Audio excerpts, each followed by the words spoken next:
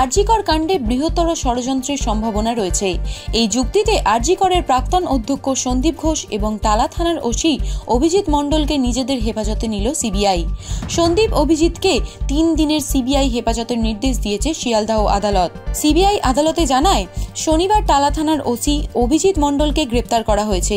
উনি ঘটনার দিন সকাল 10টা 10 মিনিটে খবর পান। প্রায় 11টায় ঘটনাস্থলে পৌঁছালেও এফআইআর দেরিতে দায়ের হয়েছে। সন্দীপ ঘোষের সঙ্গে ওসি অভিজিৎ মণ্ডল সামিল থাকতে পারে। বৃহত্তর ষড়যন্ত্রের সম্ভাবনা রয়েছে। সত্য উদ্ঘাটনে দুজনকে জেরা করা দরকার। সিবিআই এর দাবি, পুরো ঘটনাকে আত্মহত্যা বলে চালানো হয়েছিল। ধর্ষণ ও খুনের মতো গুরুতর ঘটনার যা যা করা উচিত ছিল তা করা হয়নি। তথ্য প্রমাণ লোপাট করা হতে পারে। কাকে কাকে ঘটনাস্থলে যেতে দেওয়া হয়েছিল তা খতিয়ে দেখতে হবে। ঘটনার পর থেকে দফায় দফায় টালা থানার ওসি এবং আরজিকরের প্রাক্তন অধ্যক্ষের ফোনে কথা হয়েছে। সম্ভবত দুজনেই অভিযুক্তদের আড়াল করার চেষ্টা করেছেন।